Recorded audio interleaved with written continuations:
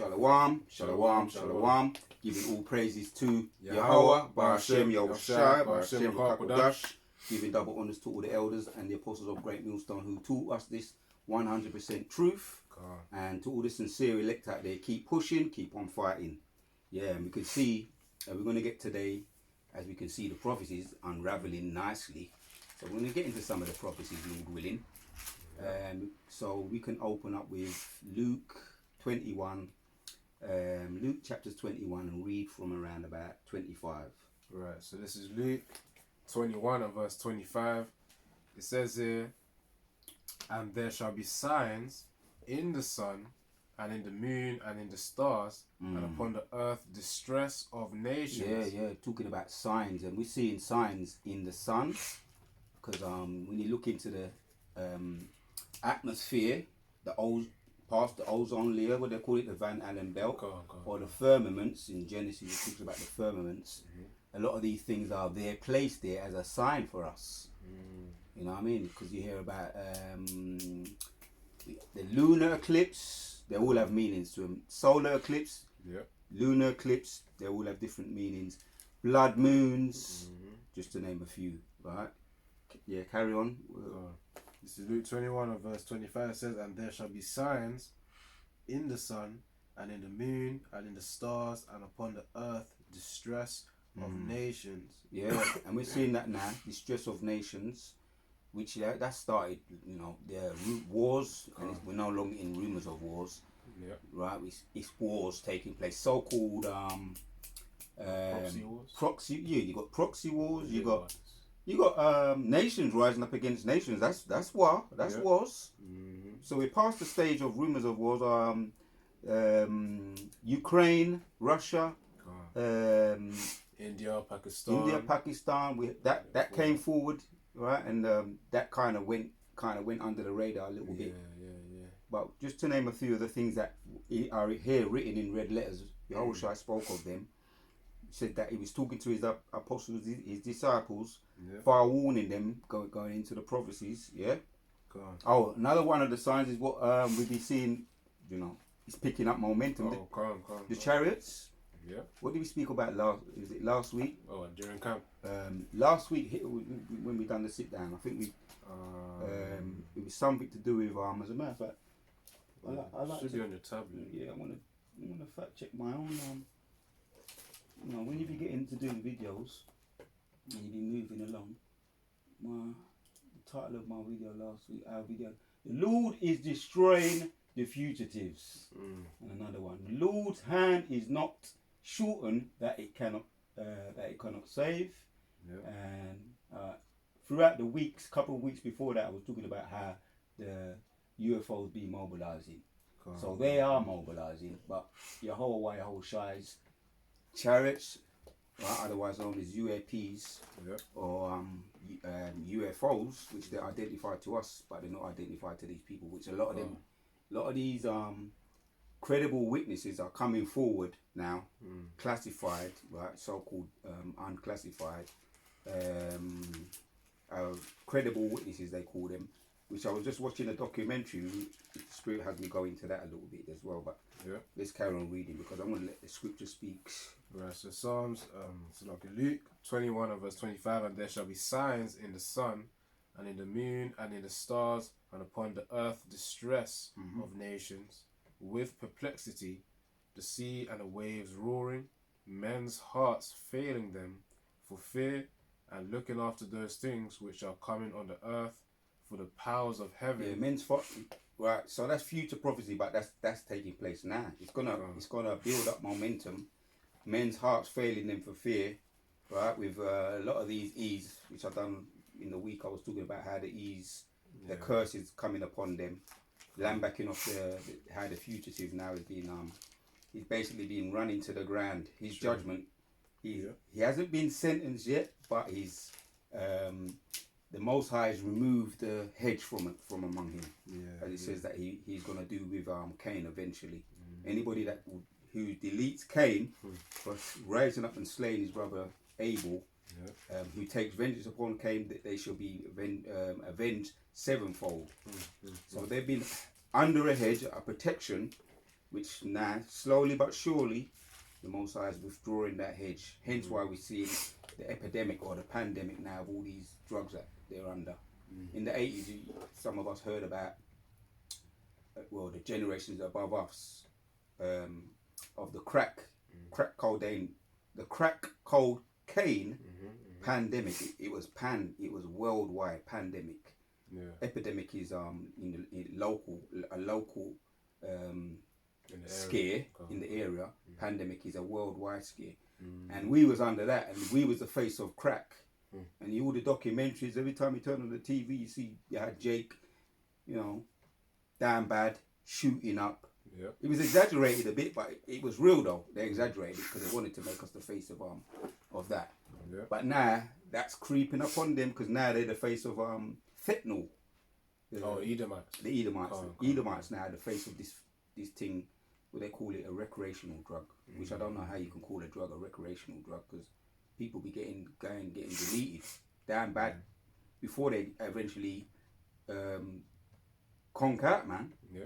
Quick precept. Come on, bring it on. Yeah, before I read the precept, on your point as well, you talk about that hedge from Esau. Obviously because of what you mentioned about Cain, no one's gonna exact their revenge upon Cain. The thing is that defense is weakening for them, but it's also strengthening for us as well. And this scripture proves it here. It says, Psalms 34, verse 7, the angel of the Lord Yahweh encampeth round about them that fear him and delivereth them. So of course, as Esau's defenses are being weakened, spiritually, our defenses are also being heightened, are being increased spiritually as well. So as our fear for Yahweh Hashem Yahshai, of course, increases, and that's evident through our works as well, and of course by our daily actions, to Yahweh Hashem Yahshai, we have all the Akim, and when I say Akim, because really the angels that we don't see right now are really our brothers, and of course they surround us really constantly too, to protect us from all these demonic attacks, especially when Esau tries to send spiritual attacks as well. So of that form, they never read that again. Psalms 34 verse 7, the angel of the Lord Yahweh encampeth round about them that fear him and delivereth them. So of course, when you're in any trouble, we're going to be delivered, but it comes a point where Esau, he ain't going to have that spirit about him where he could just hack his way into situations. That protection. He's going to have the so-called bad luck. Right. We're the ones who are going to have that good luck, which is really just favor from the Most High. So I want to ask a quick. See what? So you got the Midas touch, because I remember he had the Midas touch. I remember every time I turned on the telly when they showed the stock exchange, the white man, the Edomites, eating that stock exchange, they'd be hitting. There's be hitting the stocks, and they getting that money. They'll be getting that money. You can sell it at the right time. Yeah, they knew. What's that movie with What's that movie with Big Short? No, hold on. The one with Eddie Murphy in it. Oh, that's a really Trading Places. Oh, I still gotta watch that though. Right, so it's a classic. But for those that have seen it, it's actually free on Salaki. Okay, it's actually free on YouTube. You can watch it with adverts. So get to watching that because the apostles mention it too. That's how they became rich. A lot of these Edomites, the entrepreneur Edomites. They, as you know, a lot of them don't like to work, and they with stocks. They're protected via the Most High, and they had the touch, the Midas touch. So tapping, what is the opposite of the Midas touch? The Sadiq. I remember I kind of looked at that before. I just want to remember it. Because what happened to Eddie Murphy? He became wealthy and rich. The trading places, and he gained the Midas touch. There was a symbol message in there. The opposite of Midas touch. Like Sadine touch or something. Yeah, there was a symbolism in that movie, Trading Places. So it says here, in the AI overview, it says the opposite of the Midas touch is the reverse Midas touch, or the Sadim touch. So Sadim touch, which describes someone who consistently causes things to fail or become a loss instead of successful.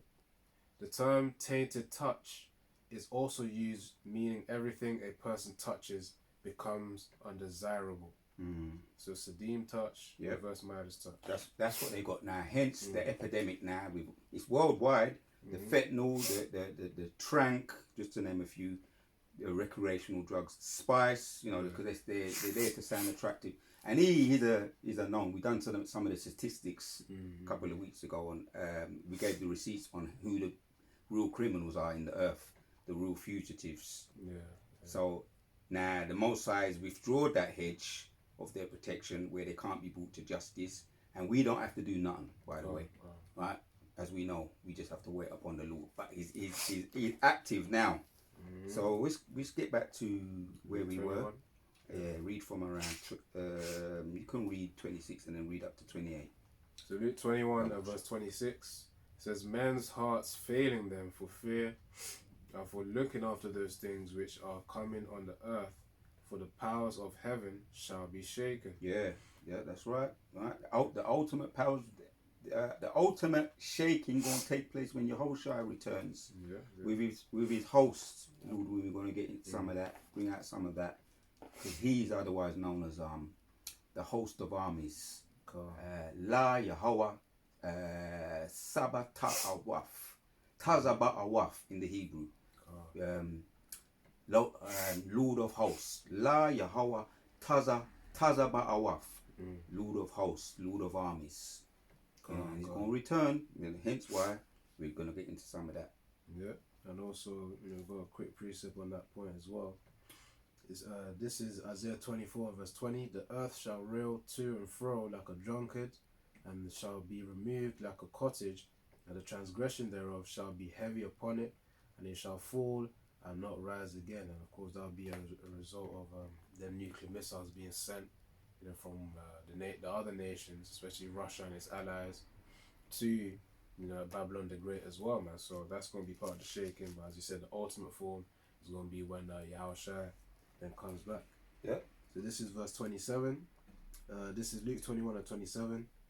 "And then shall they see the Son of Man coming in a cloud with power and great glory." No, you going to say something? No, I was just going to read on. Yeah. Well, carry on. He's going to explain it. It says, "And when these things begin to come to pass, then look up and lift up your heads, for your redemption draweth nigh. And he spake to them a parable, behold, a fig tree." That's the point. Yeah. And when these things begin, of Luke 21 and 28, and when these things begin to come to pass, then look up. Right, what happened when we was at linking up with the brothers, the central camp, our big brothers, our elders, our big brothers, just gone on Saturday. My brother was looking up. Particular brother was looking up, which it happened. But this is a bit more unique.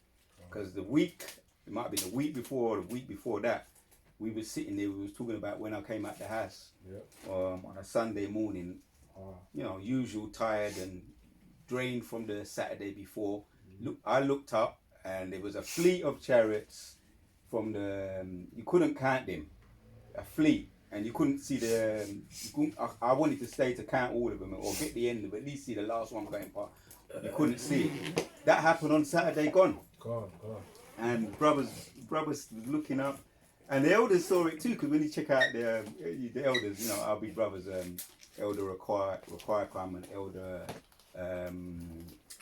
Ramar as well, and the big brothers, they was just as happy to see them as we were. They was just looking up and you could see them. But it was unique because it happened a couple of times as well when we actually link up with our brothers. That kind of thing, you'd be seeing that. But this one was a bit more unique because they just kept coming. Yeah. 1, 2, and brothers, but we used to seeing it, but when we start to see them, like, it's a fleet, man. Yeah, it's like more than 10, 20. No, well, it's more than that, I'll say. Yeah, we had 15, to, obviously 20, we had to do the work, so we ain't, we would have looked at them, but we just had to carry on doing the work, so we saw, it was very similar to what I saw. Although when I saw them a couple of weeks ago, it was more dense. It was dense, and you was like thick, and it was a trail. Yep, one by one. And as the brothers know, that's the angels, and they're always busy, either coming from judgment, and if they're coming from judgment, finishing off one judgment, they're probably going to do another one. Each one with their role. Yeah, there you go. So when it says there, and when these things begin to come to pass, and by the way, That's the signs of the heavens as well, seeing the chariots. Yeah. But we can identify them. To them, the heathens are dismayed at them. Jeremiah 10 and 2. But we're not dismayed at them. But that's a good sign for us, though. Yeah, bring out what you got. Come on. Yeah, so that's a good sign for us when we look up, all right? And as it says there, then look up and lift up. And when these things begin to come to pass, then look up. Because when Esau looks up, he's getting it from all sides. Discouragement. What's that word that we looked up, the opposite to? Sadim touch. He's got now, when he used to look up, he used to see, he used to see everything was in his favour. He felt as if he was blessed. If he went anywhere and tried anything, it would be successful. So-called Midas touch. Now he looks up, he sees chariots. That fucks up. That's the curse upon them. And we're going to get into some of them precepts, as the scriptures say. That's in Zechariah 2. You can hold that for hold that on board. It might be Zechariah 5 and 4, 4 and 5. Yeah, Zechariah 5. But whatever you got, bring it out. Right. So this is Psalm 68 and verse 17. The chariots of the Lord. The chariots of the Most High are 20,000, even thousands of angels. The Lord is among them, as in Sinai in the holy place. So of course, the point is, it says the chariots of the Most High are 20,000, which means there's actually, now it doesn't mean specifically, it'll be 20,000, but really there's a innumerable amount of chariots, because the ones that we saw were only the ones that we saw. How much more the ones that were unseen, but they've been there the whole time, man. The ones that follow Akim, as they go outside, as they, return home. Yeah. The ones that are unseen. They're aware of, Esau's aware of something called guiding angels. Yes. And they have their demons guiding them, but we really do have guiding angels. And it's going to be more revealed as time goes on. We don't feel like we're anybody. We just humble, as we know, the scriptures call us worms. But I'll say this in the spirit, when we get our family reunion, when we sit down among the ultimate warrior, Yehoshai, Lord of Hosts, right? Yehoshai, and he's going to relate however it's going to happen, and we're going to so-called catch up or reminisce on certain things that the angels was doing for us, bro. Yeah. We'll say that. And say, what? I didn't even know. I just doing. We was just doing the video. I was just doing what I was told. Yeah. We didn't know someone was doing. Oh, brother put up a video. I'm gonna have to catch it about the agents to beware of agents. Right, we know that.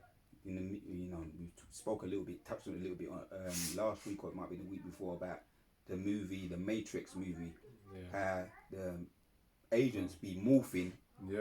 They just be morphing, man. So they know who they want. But the angels also they have the ability to shapeshift too. Yeah, they can morph. And they have a lot of things that they be doing. Yeah, I was just gonna say, as Hebrews 13 and I think verse 4 says, some have entertained angels unaware as well. Yeah. All right, bring that out. If you want to bring that out, that's Hebrews. Yeah, I'll go right here. You got it? Actually, no. It might be 13. Yeah, not 4. So not 4. Yeah, right. Go up to the top.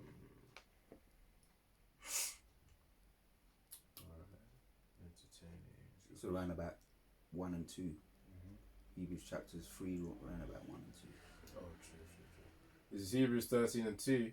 It says, "Be not forgetful to entertain strangers, for thereby some have entertained angels unawares." Sometimes you have a little mild interaction, you think that's just a typical Jake. The angels know how to act as well. You got to actually keep that in mind as well, man. So that's why it's good to respect whoever you may come across, man. Be mindful, some have entertained angels unawares. Yeah. That courtesy, you know what I mean?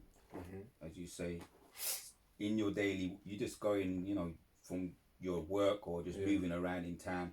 I see certain things and I think I'm going to say something. I'm saying, no, leave it. And then I said it on the last week on the bus. It was a driving instructor.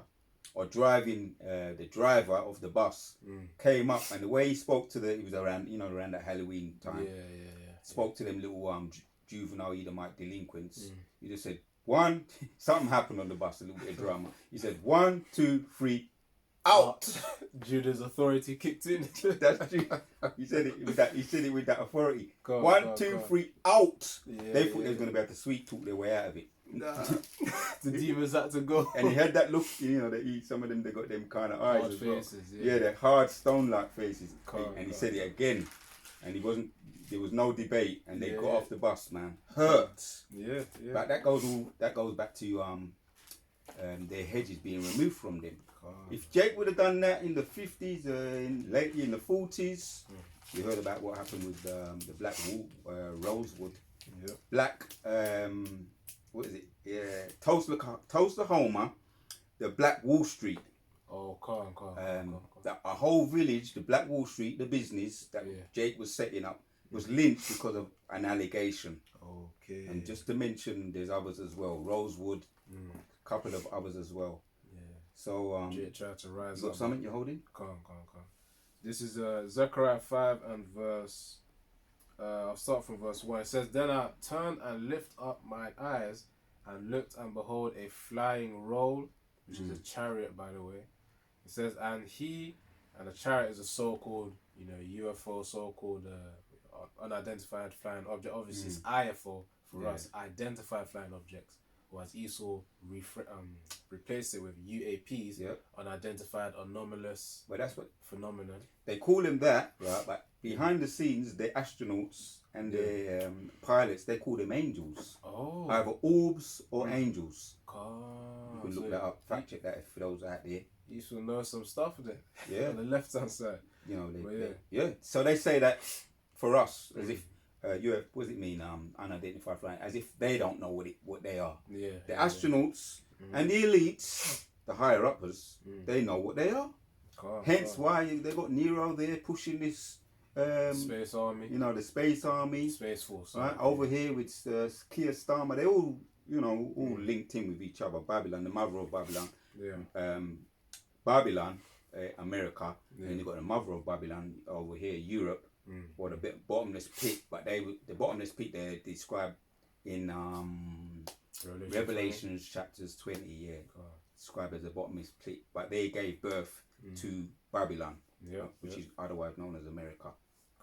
Some of its names, but they got him speeding up. Revelation 12 and 12 got him speeding up, withdrawing the what's it called in Revelation? As a matter of fact, what you got? I still got a few more. All right, carry on with that with what you got with the chariot, because I was making a point that they're losing their hedge, and they've got the word again. What? Set him touch. Right, so when they see the chariots, that's a reminder for them. Calm. Bring out the scriptures that you got, Baba Bashar. Now, verse 2, it says, and he said, this is Zechariah 5 and 2. Yeah. And he said unto me, what seest thou? And I answered, I see a flying roll. The length thereof is 20 cubits, and the breadth thereof 10 cubits. And a little fact as well when you do research how long a cubit was. They say it's about an arm's length. Of course, back in the day, an arm's length would have been way longer because Akim Israelites were more taller back in the day. Right now, we've been shortened, especially the food as well, and over time the Most High has weakened us. Jacob thou worm, as the scriptures say. Now it says there 20 cubits and the breadth of 10 cubits. Then said he unto me, this is a curse. This is the curse that goeth forth over the face of the whole earth. You reading Zechariah, yeah? Yeah, Zechariah 5 and 3. All right, come on, Then said he unto me, this is the curse that goeth forth over the face of the whole earth. For everyone that stealeth shall be cut off, as on this side, according to it. Just to make a point there, Esau, he knows he's a thief, right? He knows he's a fugitive. He knows he's on the run. We looked up the word, someone who's evaded justice, the fugitive. When you go into it, even just Google knows that. Yeah. They know that they've evaded justice. They know when they was deleting us, the transatlantic slave ships. Yeah. The book Without Sanctuary, right, tells you all the things that they've atrocities what they've done to us. They was wondering, hey, what's going on? Ain't these the people of the Lord? And nothing was happening while they was doing it. Joel chapters 3, the things that was doing, using us as their stocks and bait. we was their stocks. Oh, come. And they was using us to exchange. We was their stocks. Slave trade. Yeah, the slave trade. And when they was doing that, they was seeing nothing was happening. So, the Most High forgot them. He doesn't care for them. You know what I'm saying? So, but well, we were singing that song as well. Well, by the way, we were singing that song as well while we was on the that well-known song, "Swing Low, Sweet Chariot." Sweet Chariot, coming forward to carry we home. We didn't know what we was. Well, when I grew up hearing that, I didn't really get the sense of it. But now we know what they were singing and why. Yeah. They knew there was paying the price of the Most High turning their back upon them. Yeah. So read. Go back to Zechariah Bible because there's some nice bits in there. Read up to about 5. Right. So Zechariah 5 and verse 4 now. Actually, verse 3 again. Then said he unto me, This is the curse. This is a curse that goeth forth over the face of the whole earth. For everyone that stealeth shall be cut off, as on this side, according to it. Everyone that sweareth shall be cut off. They was wondering when they're going to be cut off. They knew there was going to be a time, right? Because what did Cain say? Their forefather. Yeah. Everyone that seeth me shall slay me. This is too much for me. As a matter of fact, let's kind of go over that. Kind of that's in Genesis, and then we're going to come back to somebody. We're just going in the spirit because recently we had this this it keeps on happening where we be seeing chariots, and they were really and our elder apostle Aramla, when he was talking about it, I remember one thing he said we're seeing them now, orbs here now and then we see them, but soon they're going to start to see them closer. And we are seeing that. We're seeing them, and we're seeing them more numerable now too. It's not like a big deal when I first came in the truth. We're getting used to it, but there's going to be a time where we're just going to say, "Well, oh man, Lord willing, Revelations 11 and 12, come up hither." It's not going to be some little chariot passing by. We're going to be, we're going to see man getting at that through the stranging of their salvation. Come. Yeah, I got a precept that called for. So it says, this is Genesis 4 and verse, start from 10. Actually, I'll start from 9. It says, And the Lord Yahweh said unto Cain, Where is Abel thy brother? And he said, I know not, am I my brother's keeper? And he said, What hast thou done? The voice of thy brother's blood crieth unto me from the ground. Now art thou cursed from the earth, which hath opened her mouth to receive thy brother's blood from thy hand. When thou tillest the ground, it shall not henceforth yield unto thee her strength. A fugitive and a vagabond shalt thou be in the earth. And Cain said unto the Lord, My punishment is greater than I can bear. Yep, that's how he feels. That's how he's be feeling. Right, and that was kind of like a lie anyway, because he just wanted to evade judgment. Deep down, he just thought he was going to slide out of it, slip and slide out of it, because he's a subtle man. He speaks with forked tongue, and the biggest thing he did was slay his brother. Right, that's the blood man. Whoever shall slay man's blood, by man's blood shall his blood be shed. But then he lied as well. On top of that. So this man is a profane man. He has no, he's an unrepentant person. But he knew his judgment would eventually come. And even now he believes he's that Felix, that symbol of the Felix, is gonna be able to evade judgment again. Phoenix. Phoenix. But I was doing a video in the week. The Grim Reaper. Bring up what you got. I'm gonna bring up the image. Right. This is Genesis. Actually, no. Hold on. Let me get this one. Let me get this one. This is Isaiah chapter 31 and verse. When you read that, get Isaiah 30. Is that the one you got? Yeah, that's the one. Dude, just mentioned it. That's the spirit, bro. Bring that out. Go to, first of all, go to 4 and then read to 5 and then get the context, go after that, because it's kind of it's fitting what we're talking about today. Right, so we're gonna get, as we know, we're talking about the chariots, but we're gonna get into some of the chariots. When you talk about the chariots, that's prophecy being fulfilled. Yeah. So this is Isaiah 31, and starting from verse 4.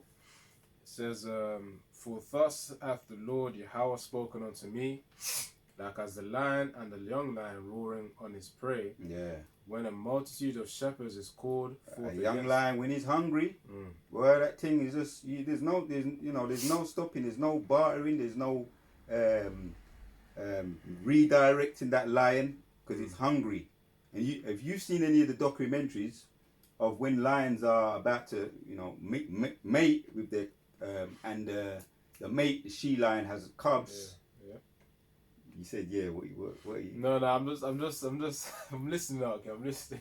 So because processing what you're saying. Yeah. Well, when you see it, because I know some brothers be watching them documentaries, and you see what happens to them cubs, the lion cubs, man. They break their necks, lions. Yeah, read that again. The lion, a hungry lion, ain't no joke. Or a lion that's just ready to start mating or start a new.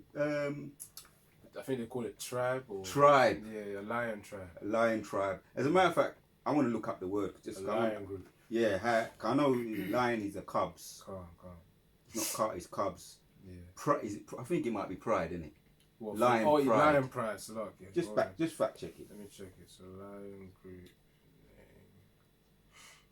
I thought it was called, yeah. And that's another word for the tribe of Judah, and also Yehoshai. Yeah, it's a pride. Yeah, all right. So yeah, it's the lion pride. This is Isaiah 31 and verse 4. It says, "For thus saith the Lord Yahweh, thus hath the Lord spoken unto me, like as the lion and the young lion roaring on his prey." Right. See, a lot of emphasis on that word lion, because the lion is otherwise described as the tribe of Judah, and Yehoshai, he comes out of the tribe of Judah. What's that? Hebrews 7 and 14. 7 and 14. Alright, just get it quickly just to add to the point. Right, so this is Hebrews. Because when he came as a meat lamb. He's described as a lamb, right? And they think that they're going to be dealing with some meat lamb.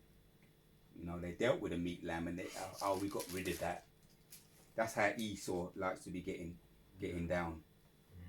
Yep. This is Hebrews 7 and 14. "For it is evident that our Lord sprang out of Judah, of which tribe Moses spake nothing concerning priesthood." Yep. And Judah is a lion's whelp. Who shall rouse him up? So that brings up at the point of, as we're reading in Isaiah. We're getting to the point, Isaiah 31 and 4. Read that again and then read 5 as well. Isaiah 31 and 4. "For thus hath the Lord Yahweh spoken unto me, like as the lion and the young lion roaring on his prey. When a multitude of shepherds is called forth against him, he will not be afraid of their voice, nor abase himself for the noise of them. So shall the Lord Yahweh of hosts come down to fight for Mount Zion and for the hill thereof." Right, because he came first time around to lay down his first body, his fleshly body, right, to give up the sacrifice for his elect, right, because he's coming to collect. This week video, Yahweh Shai is coming to collect, right? And just like if you've seen or heard of the Grim Reaper, he's about getting busy and collecting bodies. He's about bodies, right? You don't hear that in the Christian church. Yahweh Shai is about bodies. Death count. Right. Yep. So this is. And he's the only one, once again, as well. What one of the brothers said. The only person that's got higher bodies than King David is the Most High. More bodies than King David is the Most High.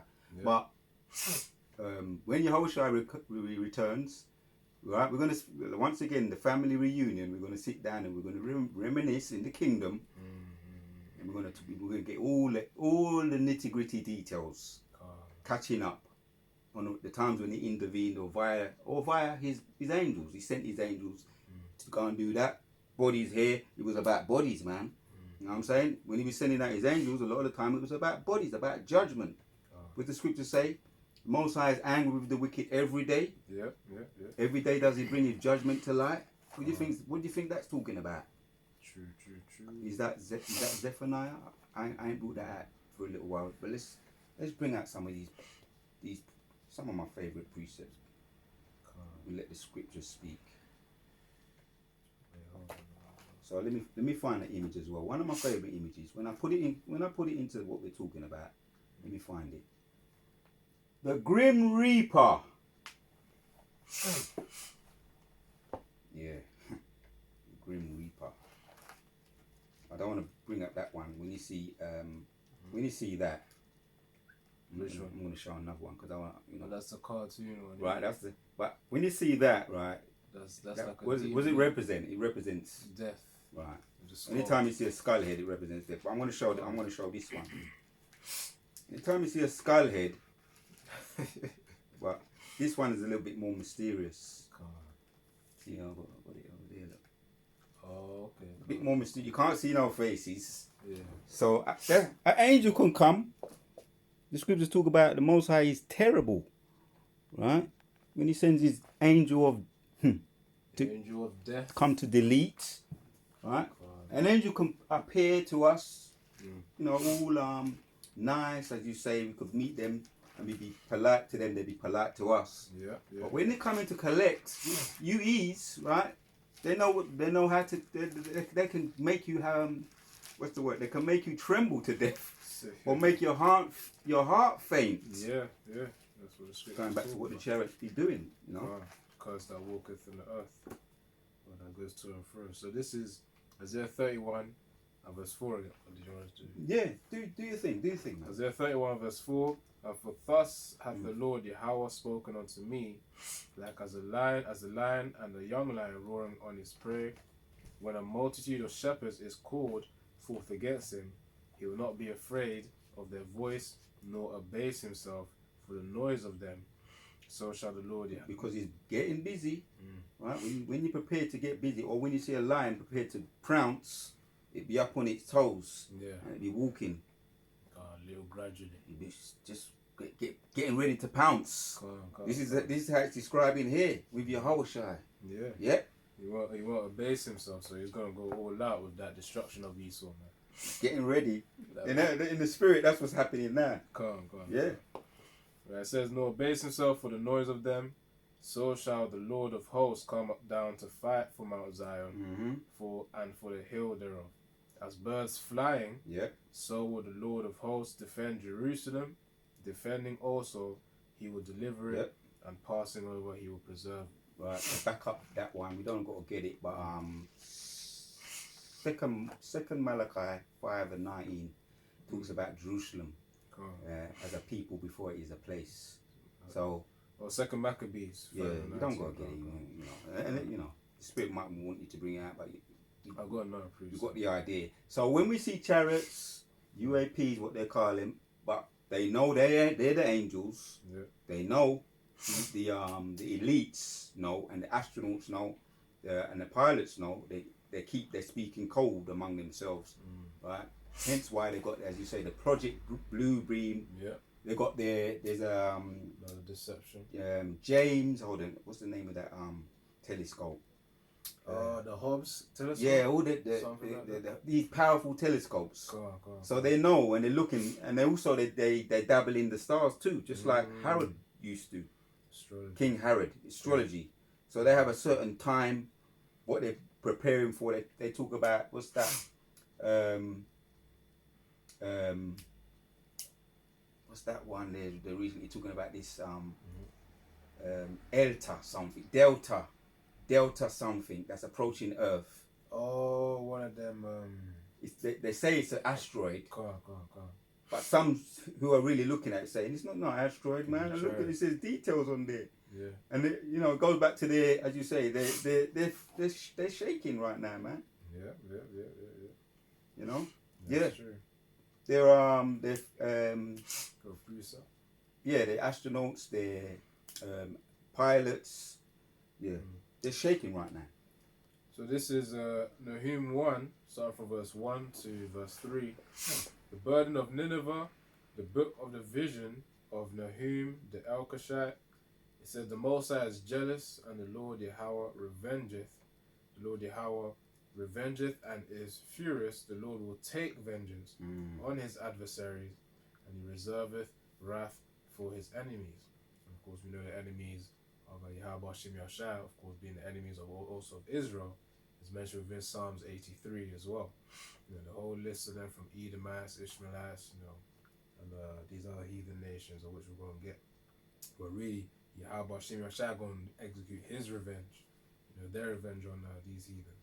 That says, for the Most High is jealous, and the Lord revengeth and is furious. The Lord will take vengeance on his adversaries, and he reserveth wrath for his enemies. The Lord is slow to anger and great in power, and will not at all acquit the wicked. The Lord hath his way in the whirlwind, which is reference to a chariot also, and in the storm, and the clouds are the dust of his feet, which means that also shows the innumerability, or the fact that the chariots are, there's a whole lot of chariots out there. You can't really count them, innit? Only the Most High can really, you know, put a number, okay, this is number, I don't know, 5 billion and one or something.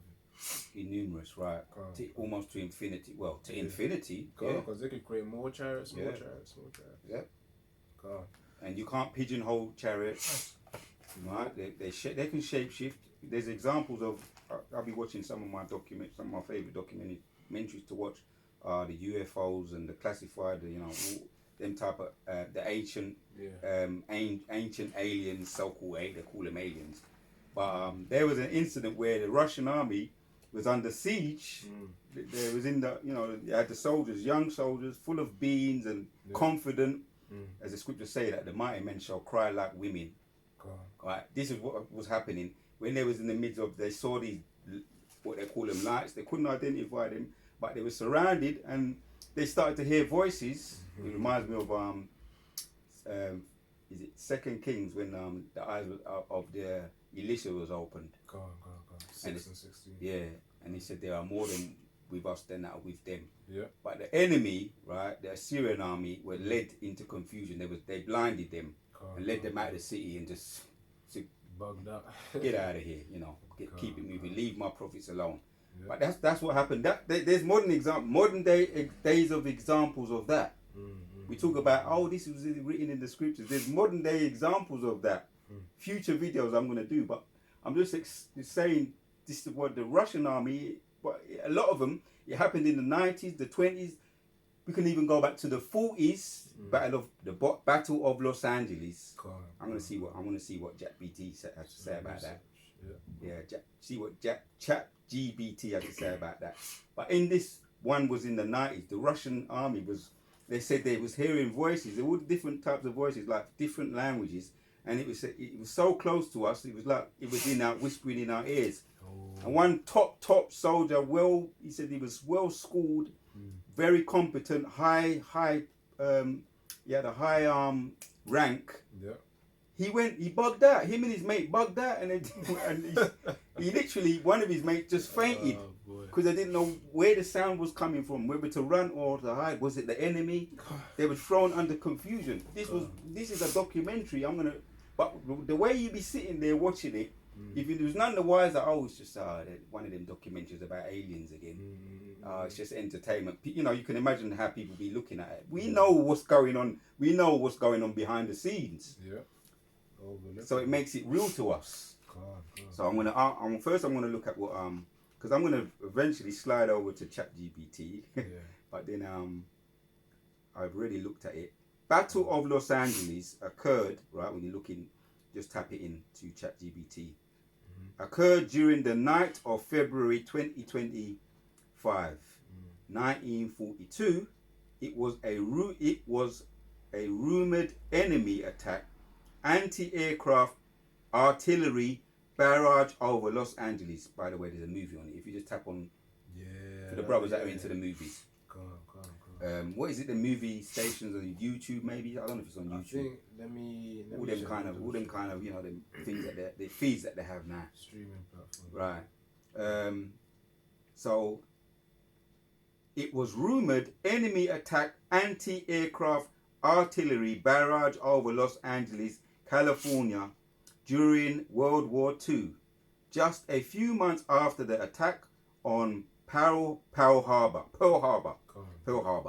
The incident was later attributed to a false alarm, possibly triggered by a weather balloon and wartime nerves.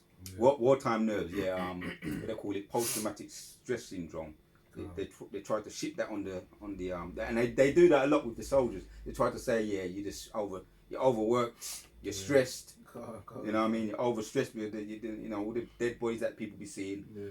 So it's probably post-traumatic stress syndrome. Let me see another thing here. Yeah, it's a spiritual matter. Yeah. And that's how they try and palm us off. Credible witnesses as well. Yeah. They do that with. So, right. So this is a little bit, to me, sometimes Google be a bit more, it depends on probably how you word certain things as well. Yeah, so this is it, right? Battle of Los Angeles here. Battle of Los Angeles. It says, the Battle of Los Angeles took place on the date 25, 1942 in the early morning hours. The event was an anti-aircraft artillery barrage that occurred after an air raid after it was triggered by what was believed to be an enemy aircraft over the city. The time, background, the incident occurring during World War II, less than 3 months after the attack on Pearl Harbor. Hold on, so basically that's what, it's the same thing what ChatGPT said, but I'm going to get a visual. I want to show the brothers a little visual. The battleground.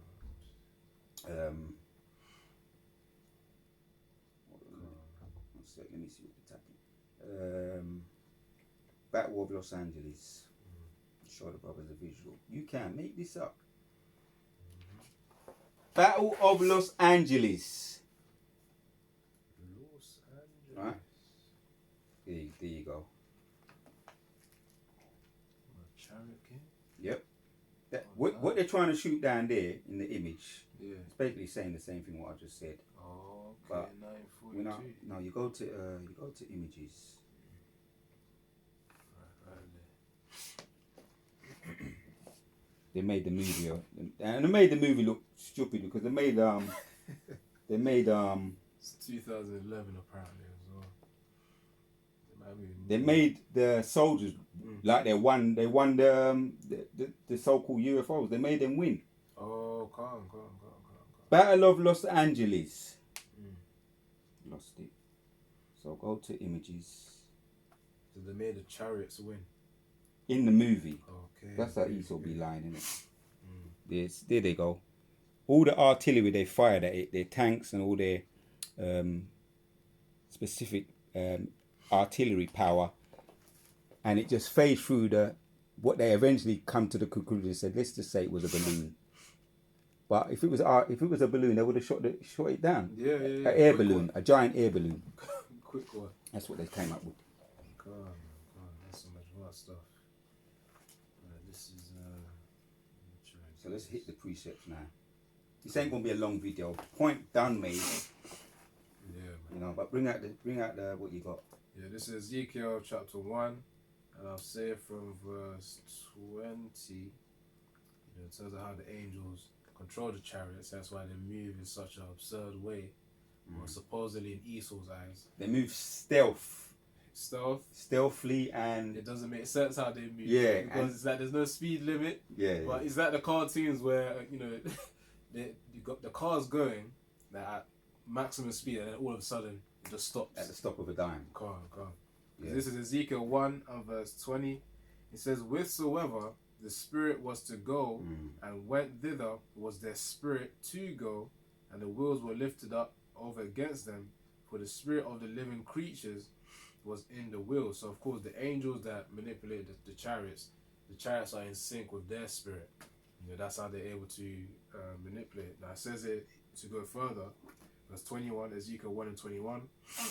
"When those went, these went, and when those stood, these stood, and when those were lifted up from the earth, the wheels were lifted up over against them, for the spirit of the living creature was in the wheels."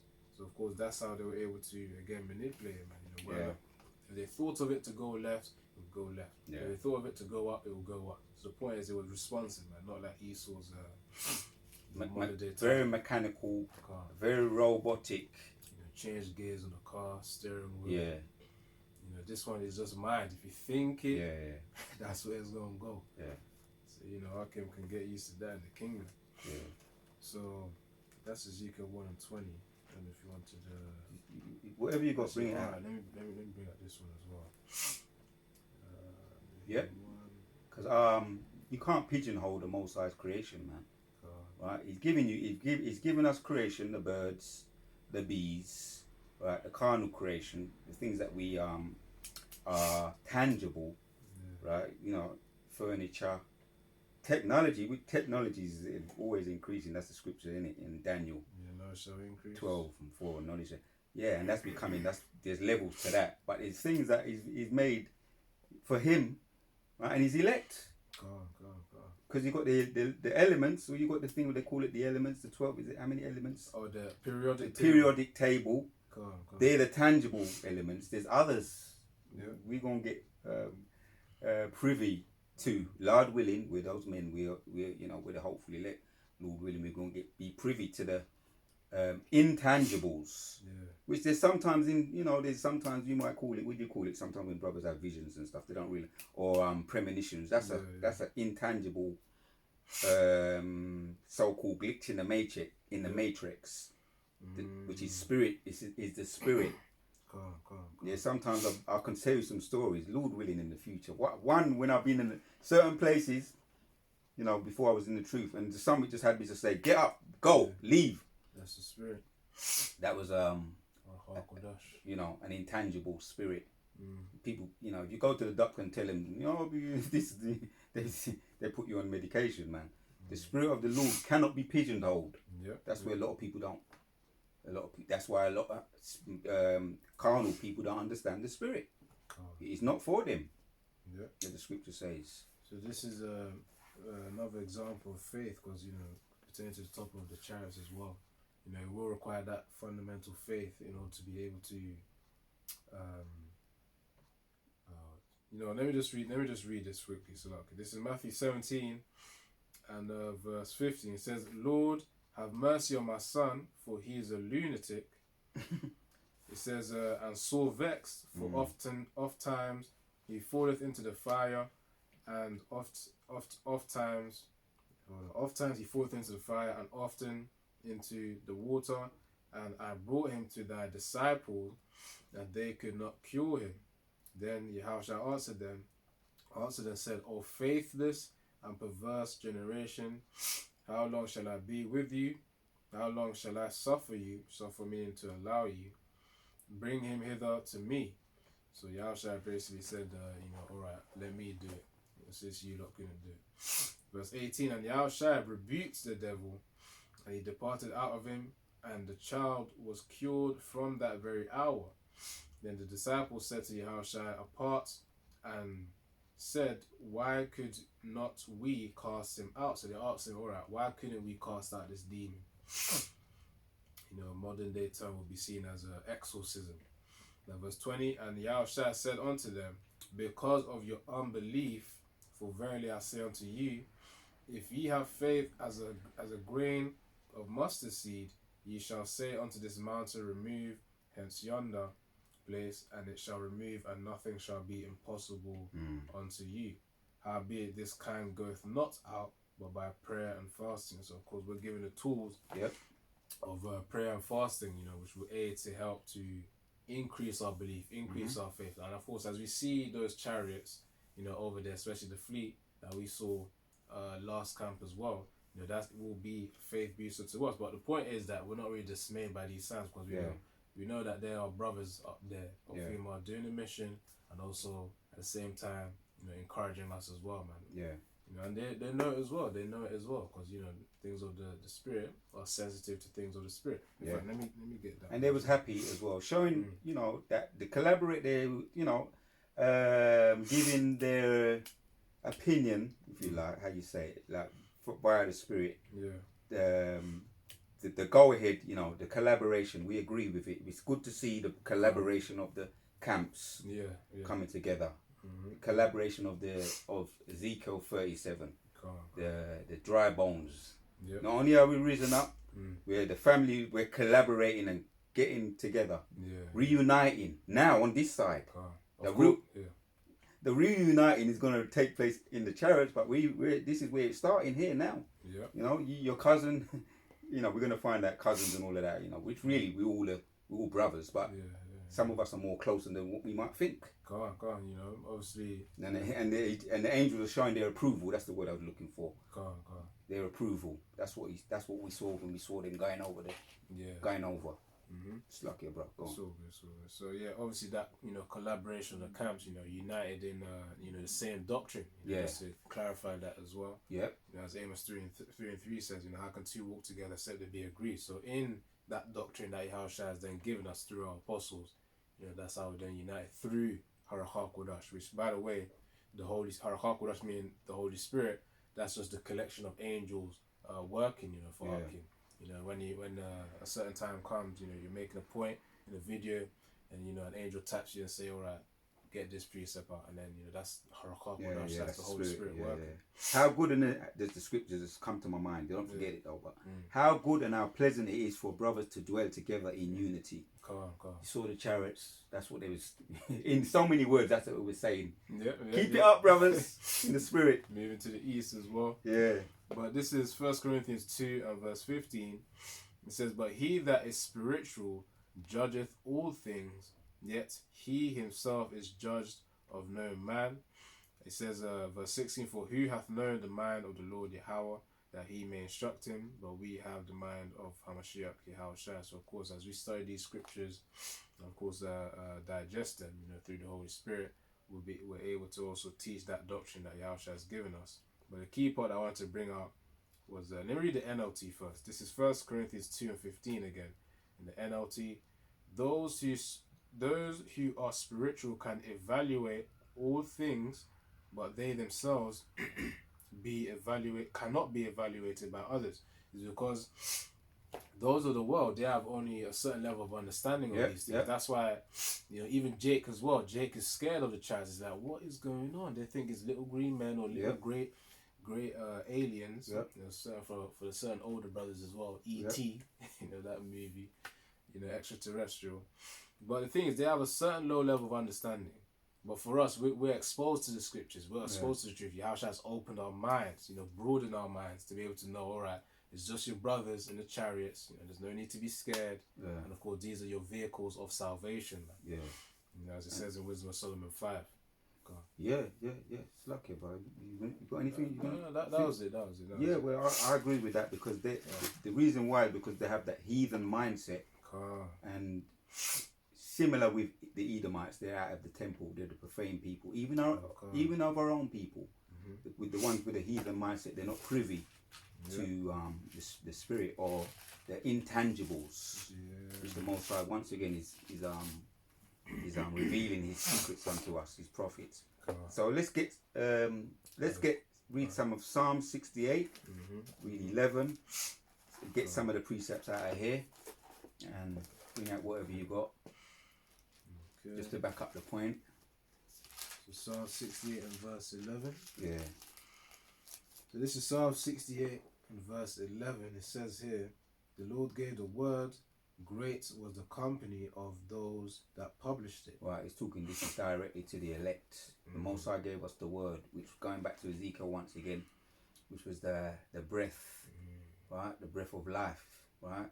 When we was given in Genesis, Adam, right, was given the dignity, right, where he was given the dignity of the laws, which made him different from all the others, right, all the other heathens, you know, different from all the trees, which were the fruits of the trees, which were the philosophies. When he gave us the laws, he gave him the laws, he was made separate in the Most High's image.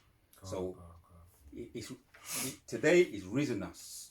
The word is risen us, as you say, to a higher level, a higher vibration.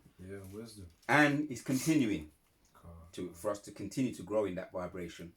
We're just worms, but we're growing in the spirit, becoming giants. Right now, we're worms, but we're becoming giants in the spirit. True. Yeah, man.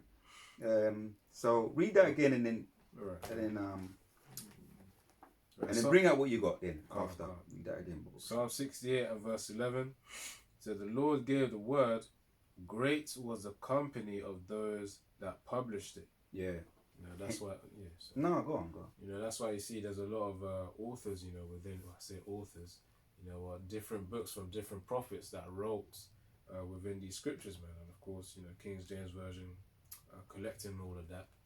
So that we come to the point right now today where we don't the prophets no longer need to read scrolls, Wow. which they did back in the day, but Yeah. you know, you can just have a compact book and everything's right here, man. Yep. And, you know, proof of knowledge increases as well is that not just the book too, you can access it on your phones as well. You know, so you know, all sides truly increase the knowledge here. Yeah, Daniel 12:4.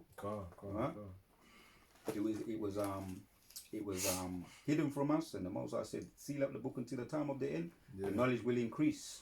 So going back to that word, he's been given to his, you know. Hence, there's a reunion taking place. Yeah. We don't have, you know, if it wasn't for the truth, you know, the word, we'd be still going on doing our things. You know what we was potentially could have been doing. In ignorance. The word has united us.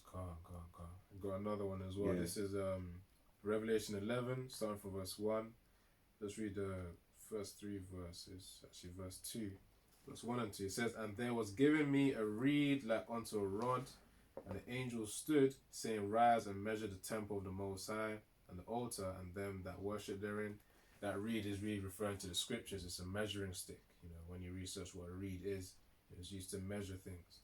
And we measure the times that we're in, you know, with these scriptures, which is talk about the Bible, by the way. Yep. It says like unto a rod, and of course that rod is really referring to a way of correction. So through the scriptures, we then correct from our ways. The Habashimshah corrects us, you know, from our previous ways when we were in the world. And you know, as the scriptures say, talking about refine them as gold in Zechariah 13 and 9. You know, this is that process of using a rod of correction. It says, "And the angel stood, saying, Rise and measure the temple of the Most High," of course referring to the elect, 144,000 and the 1/3. It says, "And the altar and them that worship therein, but a court which is without the temple," as you mentioned about the heathens aren't really allowed to really understand these scriptures. Yeah. You know, it's not for them. They're so-called Christians thinking that if they can break down the scriptures, they're not doing it properly, man. This is only for Israelites. Yeah, they're not privy because they're the profane. They're out of the temple. God. Yeah. Speaking of, it even mentions it says, "But the court which is without the temple," so outside of the temple, outside of the 144,000, the 1/3, "leave out and measure it, and measure it not, for it is given unto the Gentiles." These are actual Gentiles, you know, not the Israelites of whom were scattered, you know, in the other sides of the world. You know, these are actual Gentiles, again, aka heathens, in this context. Yeah, and you got also among our people, you got Gentiles, the Gentile mindsets. Once again.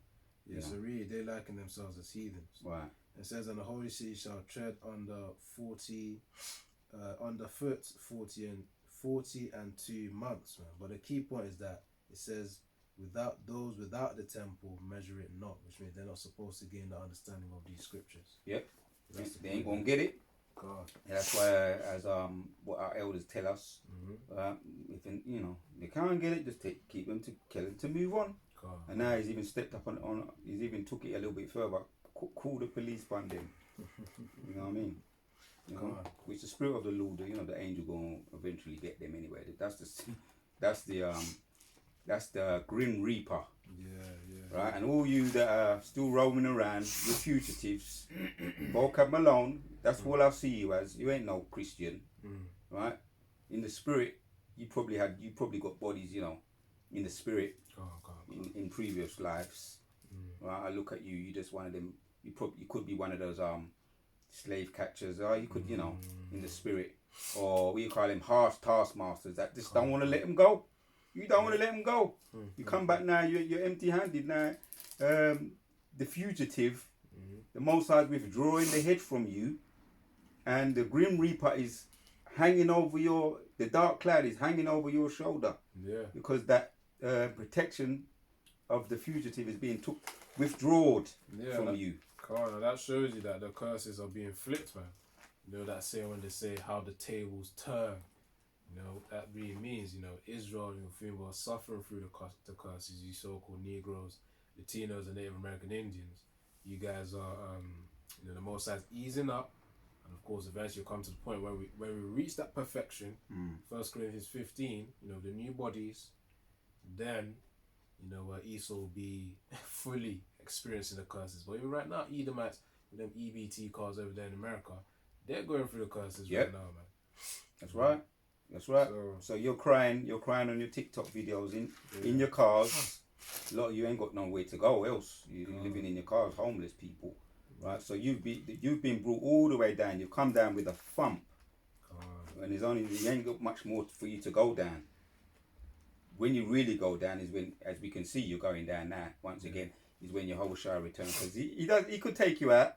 He could just, you know, take you out, but he wants to save the best till last. You know what I mean? Let's read some of the, finish off with Psalms 68. Jump down to 33. Because, as you say, there has to be a balance.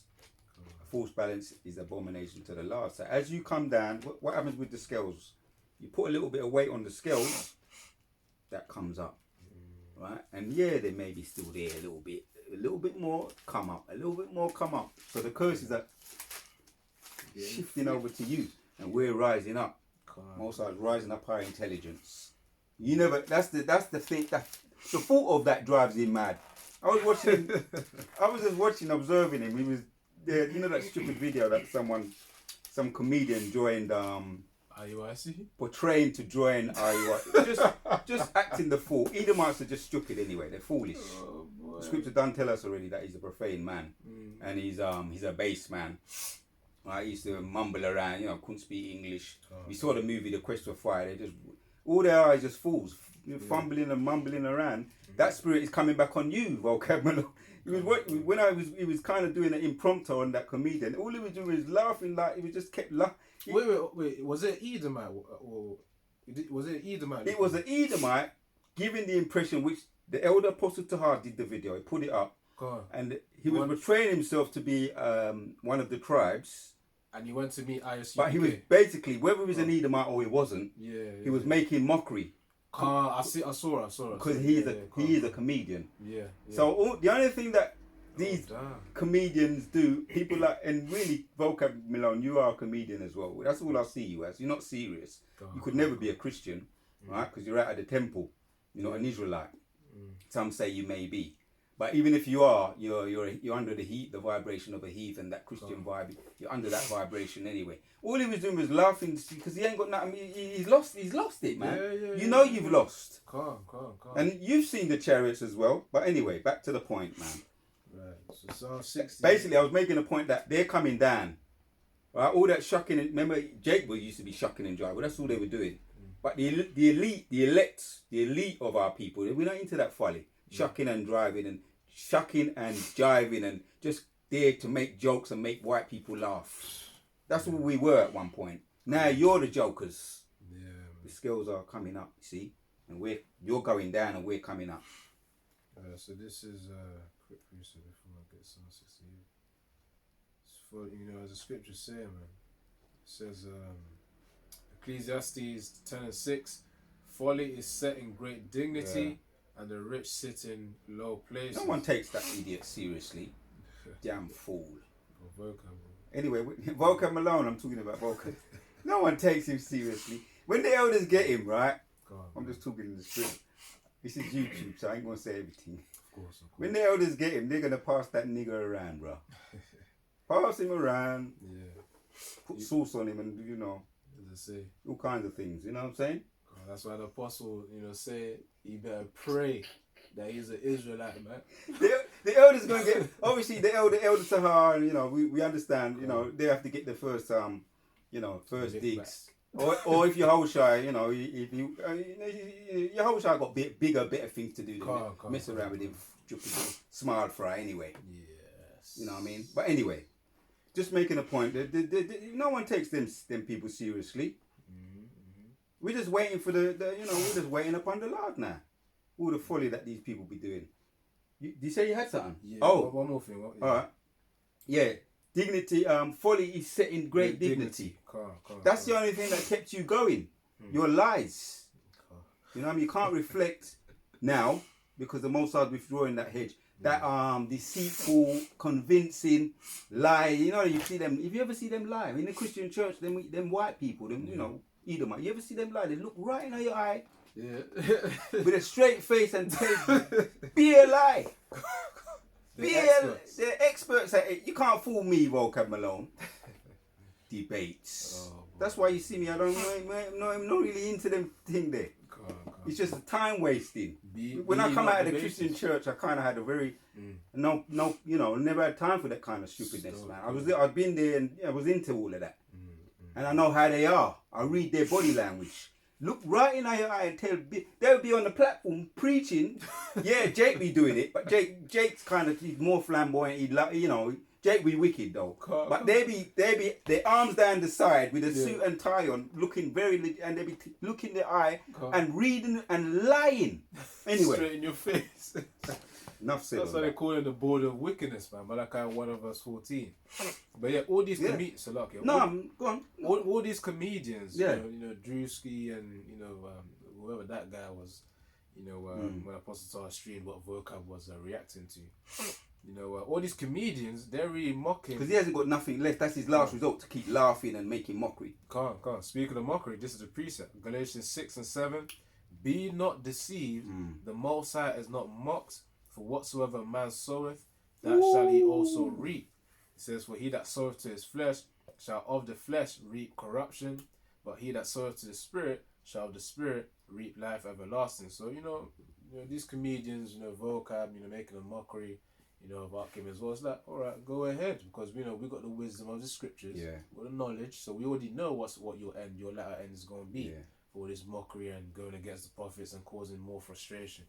All that, at the end of the day, as it says here, it says the Most High is not mocked. Well, he's the one that's frustrated. True. Go on, go. It says the Most High is not mocked, for whatsoever man soweth, that shall he also reap as well. I remember when Apostle Tar sometimes when he's talking about Vocab as well, stress also. His body is an indicator of stress. Yeah, so, I won't speak too much on that, but you get the message. That's the point. You're upset with yourself. You don't know what to do with yourself. You once upon a time you tried the dialogue, and debate. You knew you was lying and just deflecting and trying to use what's that word when you keep lying about someone? There's a word when you lie.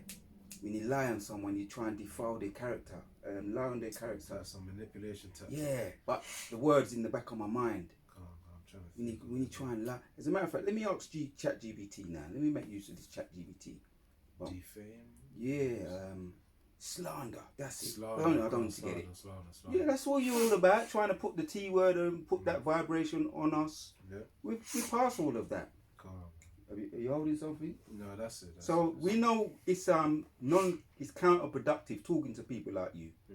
I was there in the Christian church and I see what you're all about. So, all right, then let's get Psalm 68. We're going to finish that off because we kind of were speaking about the chariots. It's twofold: the prophecies and the chariots. Yeah. Let's get back to there. You want to read verse 11 or verse 17? Psalm 68 and read from around about 33. Right. So this is Psalms 68 and verse 33. It says, to him that rideth upon the heavens of heavens, which were of old, lo, he doth send out his voice, and that a mighty voice. Ascribe ye strength unto the Most High. His excellency is over Israel, and his strength is in the clouds. Oh, the Most High. Clouds are otherwise described as the chariots, as you could describe them as the clouds. His strength, his La Yahweh Tazaba Awaf. He's the Lord of. That's his armies. Lord of hosts. That's his title as well. And that's what the captain was saying. Right now it's spiritual, but really, when they put their hands on something, it's carnal, man. You create a whirlwind. Because the chariots be doing all of that. And sending hurricane left, right and centre, what the scriptures say. He's in the wind. That's carnal activity. You know what I'm saying? So that's where his power is, It says verse 34.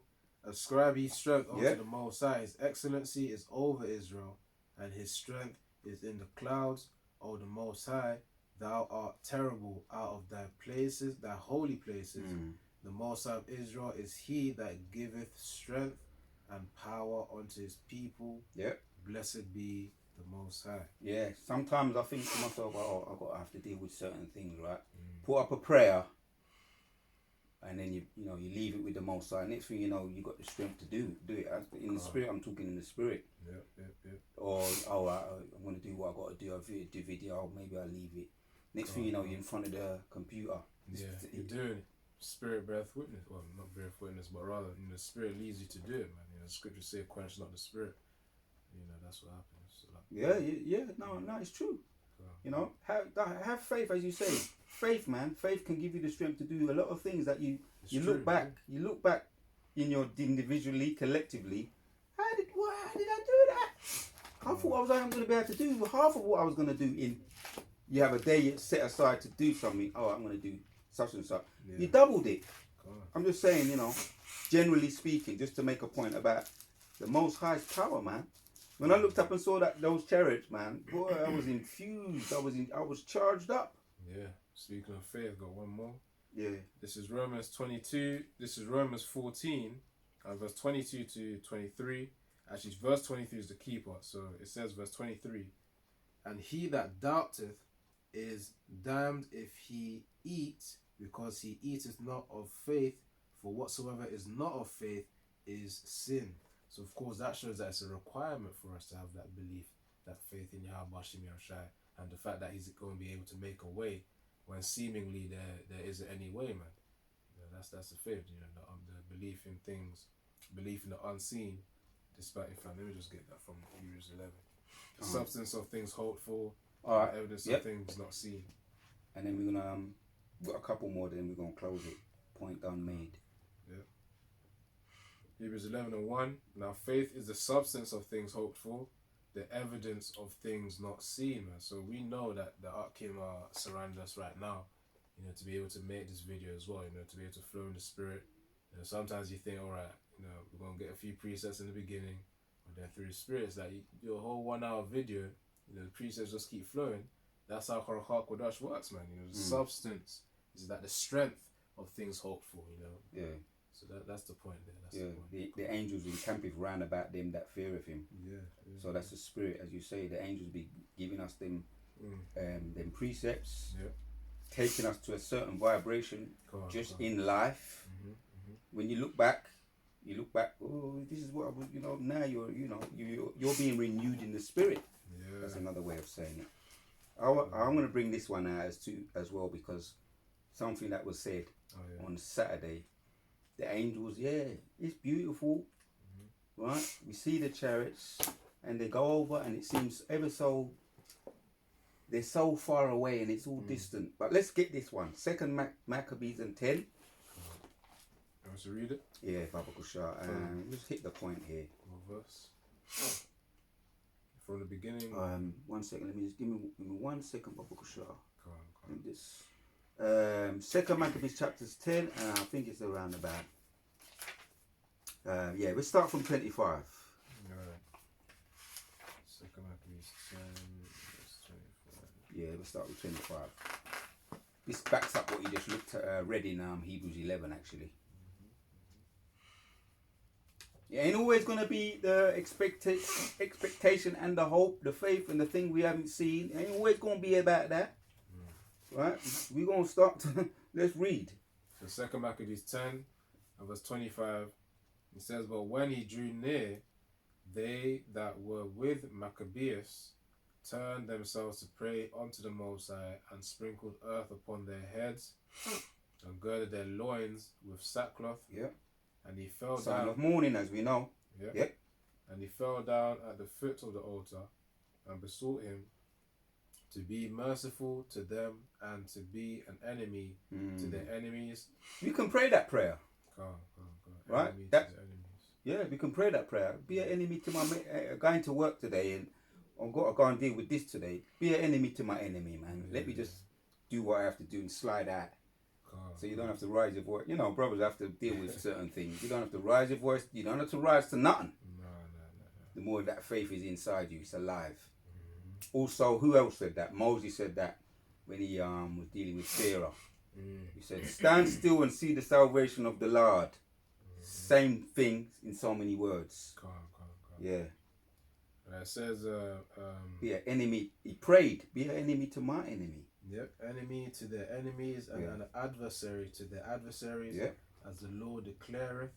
So after the prayer, they took their weapons and went on. Yeah, this is in 27, yeah? Yeah, verse 27. 2 Maccabees 10, verses 27. So after the prayer, they took their weapons and went on further from the city. And when they drew near to their enemies, they kept by themselves. So this was a what do you call it? A setting up for war, preparing for war. You're gonna get busy. Yeah. There's gonna be, and now earlier I mentioned about the lion. The lion is kind of when he prepared to just about to attack. It prepares to launch itself upon its heels. Yeah.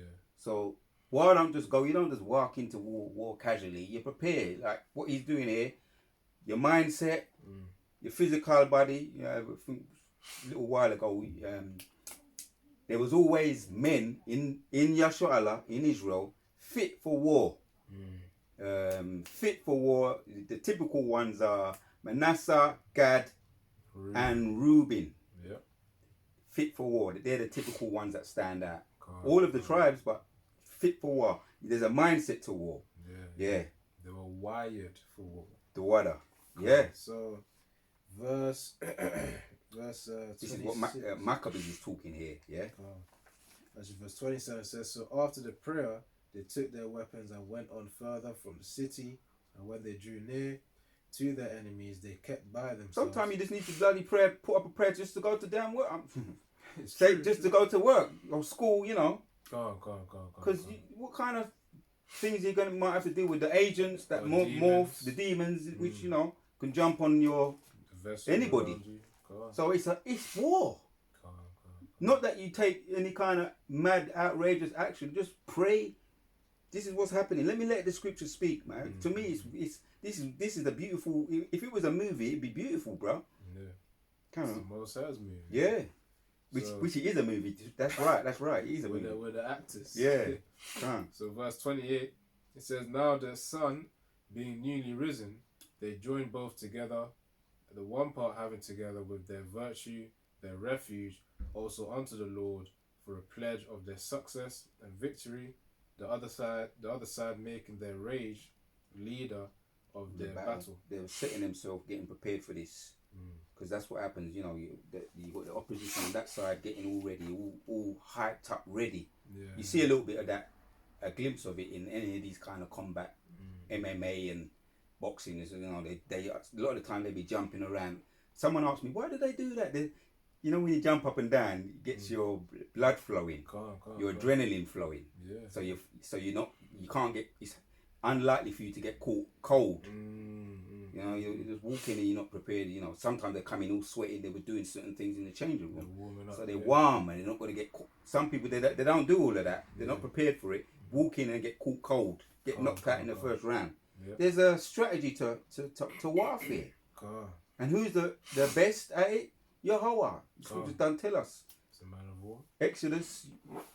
All right, you're probably going to get it, but I'll bring that one out then. It helps the point. Is it 3 and 15? Let me check. Yeah, I think it's either 15 and 3 or 3 and 15. So Exodus 15 and 3. Yeah. The Lord Yahweh is a man of war. The Lord is his name. Yahweh is his name. And of course, Bahashem Yahushai, because we know that Yahushai is also going to be used, really sent of Yahweh to it's going to be a one-sided war anyways between Yahushai, the chariots, the angels, and Esau Edom with his military might as well. So it's a losing battle for Esau. Yeah, that's the point. It's going to be a walkover. But the Most High might make it look a bit more interesting. He might prolong it for them. Go on. He's giving Esau lasers, by the way. Yeah. He's giving Esau lasers, so that's a little bit. Yeah. Still going to lose, but, you know, Esau's got his blessing. You give them, what's this just to say? Give them a full sense of security. Just to make it interesting. And the harder the battle, the sweeter the victory. Yes. We're gonna get in it. We're gonna, Lord willing. I dream about it. Spiritual power. 144. I dream. Brothers do. Brothers. We don't always talk about our dreams, but that's the dreams that brothers have. You know, we have them dreams. You know. Just finish. Go back and finish the point, and then after that, Psalm 64, and if you've got anything else, start bringing them out as well. After this one, 2 Maccabees 10, and read 29 now. So 2 Maccabees 10 and 29. But when the battle waxed strong, there appeared unto the enemies from heaven 5 comely men upon horses and bridles of gold, and 2 of them led the Jews. Right, they say men here, but you know, they were handsome. Esau says when he saw those men on the airport strip, that's what they said. They said they saw men, minimum 6 foot tall. You know, probably taller than that, dressed in a certain kind of attire with weapons. Yeah. They said that they look like they've never been conquered. God, an arrogant look. Yeah, that look of confidence or arrogance, like they've never been conquered.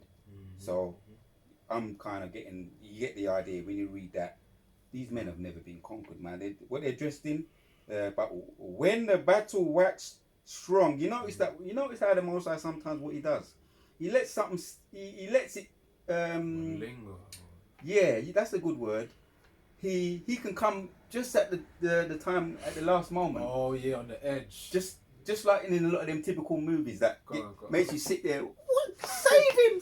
You're rooting for the good guy. Yeah. What's gonna happen? Save him! Help! He needs help.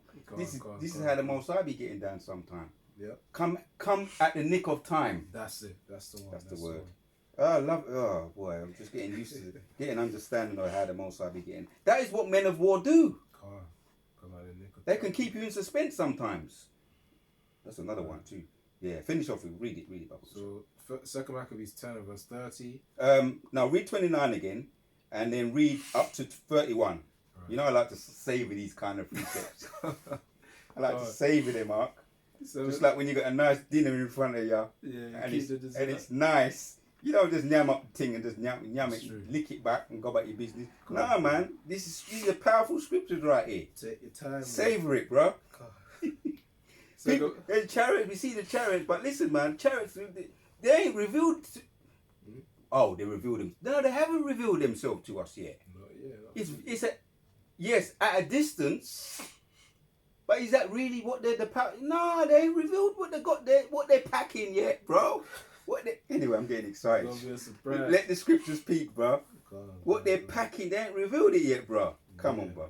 Last time was, when Israel had to depart from Egypt. But this one's going to be the second Exodus. This is 2 Maccabees 10 and 29.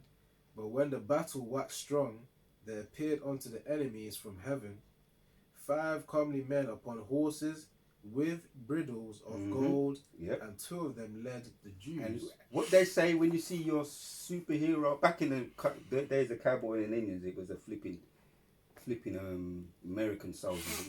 There's some bull crap. American soldiers coming and saving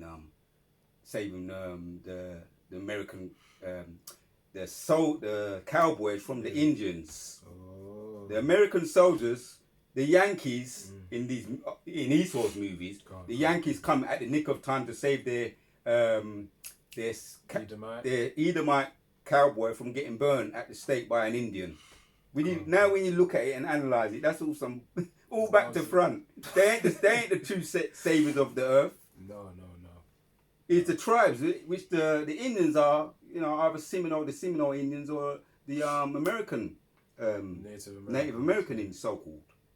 Gado Ruby. They're the saviors of the earth, but they had it all. That's what they was doing. They was brainwashing us. These are the enemies of the earth. We're the Yankees. We're the saviors. And we were so young and naive. We'd be looking at when the American Yankees gonna come and save. See how it's right. This is the scriptures putting it the right way round here. The angels, which are our big brothers, men of color, right? We're bringing out receipts right here again. 2 Maccabees 10 and verse 30, and took Maccabeus betwixt them and covered him on every side. I'm just in my mind. I'm just looking at some big angel just covering over, putting a hedge over them, you know, protecting them. That's how I'll be looking at this right here. We're gonna finish it soon. Yeah. But the movie's getting good right here when I'm reading this. So Second Maccabees 10, Yeah. and verse 30. And took Maccabeus betwixt them and covered And him. Maccabees weren't no pushover, you know. When you know about Maccabees, Come the name Maccabee means hammer. Oh. Think about the four, the four of hammer. Whosoever wieldeth the hammer, Yeah. whosoever wieldeth the hammer, what's that saying? Is worthy. Whosoever wieldeth the hammer, to him he is worthy. God. Words to that effect. That's what I thought one of the movies said, "You're not worthy," when Captain America tried to lift it up, man. That's some modern day stuff. Yeah, you had to be worthy to lift up that hammer. Yeah. And Maccabees was, like I say, he weren't no pushover, but he just shows you the strength. Maccabees was but you know, he was a man of war too. Calm. You be hitting that. That's the spirit. Yeah. When he did that, I heard the sound. That's the spirit, man. Enough said, let the scriptures speak, bro. So the second Maccabees 10 and 30. And took Maccabeus betwixt them, and covered him on every side, and their weapons, and kept him safe, but shot arrows and lightnings against the enemies, so that being confounded with blindness. Yeah, once again. That happened to the Syrian army too. Yeah. Yep. With blindness and full of trouble, they were killed. Deleted, right. Verse 31. Last one, yeah. And there was slain of footmen 20,500 and 600 horsemen. So there's no happy ending for you. This is just a prerequisite, a picture of how when you think you're gonna take your stinking ranking self and sit against your whole shy and fight against him, you're gonna get the same treatment, man. Deleted. Yep. None left. Very similar with Pharaoh and all the other enemies that came against the men of the Lord. That's the spirit as well. You see how the predators also get into the prey? That the lion, but this one's a dog. Salak, you know, TV's on, you know, through the spirit. Yeah. It's related to the topic as well. You know, that was Isaiah, what was it, Isaiah 51. Alright, bring out what you got then, bro. And we're going to start closing. We've got a couple more closing precepts to end it off. So that happened. That was real. You know, the Mosai has no L's on his record. Strictly W's. You don't, you know. There's no compromise. He may linger. He may come at the last moment because he just wants to see. He builds up the excitement, just like in the movies, for the grand finale to return. Calm. Right? He's doing it. Yehovah Yahushua is doing that now. Yep. Yeah. Hold on. Isaiah 31 and 5 again. Just because we mentioned it. I tell you what, you got yours. If you got a couple on board, let me finish with this, and then I'm gonna let you bring out yours. Yeah. Psalm 64, and you can read it. Psalm 64, and read from about 7 down to 11, and then that's me. We brought out what I was gonna bring out. Alright, so Psalms 46 and 11, or verse 10. Yeah. Read from Psalm 64. Read from about 7 down to 11. Oh, 7 to 11. So Psalms 46 and verse 7. It says, "The Lord of hosts is with us." That's his name. Yeah, the Lord of hosts in the Hebrew. La Yahweh Taza Ba'awaf. Lord of hosts. When I sometimes set myself to go out in the day, that word puts me in the right mood. Just that Hebrew. In the Hebrew, certain Hebrew just have a certain vibration about it. That sets me out, sets me for the day, man. La in my mind. La Yahweh. In other words, you don't have to rise to nothing. That's what I'm telling you. That's what this is telling me. Don't rise to nothing, and you be in that certain kind of mindset. Yeah. Most I got this. Yeah. He is the Lord of hosts. La Yahweh Taza Ba'awaf. Most I got this. Then go about your day. Calm. Life and death in the power of the tongue. Do it through the scriptures. That's the Most High's word.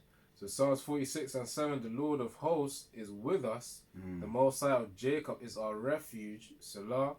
Come behold the works of the Lord, what desolations he hath made in the earth.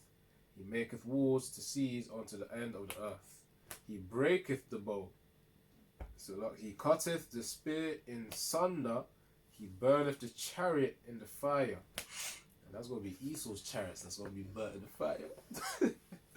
All the flipping aircraft. It's going to be a rap for Esau. I don't got to say nothing. The scripture speaks. Raps. Huh? But yeah, it says in verse 10, be still and know that I am the Most High. I will be exalted among the heathen. I will be exalted in the earth. And the Lord of hosts is with us. La Yahweh Sabata Awaf. La Yahweh Tazaba Awaf. Anytime I hear that, I see that written, Lord of hosts, that word Hebrew be just like, it's like a buzzword for me. You know? It says the Lord of hosts is with us. The Most High of Jacob is our refuge. Salah. That's the point right there. That's the point as well. You want to close out? Or? No, the scriptures say that's all I wanted to say for myself. You know, Lord willing, it was edifying to okay, bring out where you want to bring out what you're going to bring out, and if there's more you got to bring out, bring out whatever you got, man. It was the same precept because of what we saw. You know, the predator. Yeah. You know, Isaiah 31 and verse 4. For thus saith the Lord Yahweh, spoken unto me like as the lion and a young lion roaring on his prey. And we saw a wolf that was about to get a rabbit as well. So through the spirit that we saw that. It says and they represent angels, by the way. The Predator. Yes, one of them Predator movies as well. Boy, is it on there? Carry on. It is. I think it's one of the new ones. 2000 and spirit right there. Yeah. Talking about the chariots and the angels and the men in gold and all of that. That's yeah. It says when a multitude of shepherds is called forth against him, he will not be afraid of their voice, nor abase himself for the noise of them. So shall the Lord Yahweh Ba'ashem Yahshua of hosts come down to fight for Mount Zion and for the hill thereof. As birds flying, so will the Lord of hosts defend Jerusalem. Defending also, he will deliver it, and passing over, he will preserve it. And that's our faith right there. That's why we're not going to waver. You know, Darak Yahweh Ba'ashem Yahshua through Yahweh Ba'ashem Yahshua. You know, as these 2/3, you have no knowledge and have no hope. And that's it, man. You want to close out? Alright, yeah. So Yaratazar, you found it edifying, exhorting, it's helped to build you up, increase your faith as well. And, shalom, Shalom.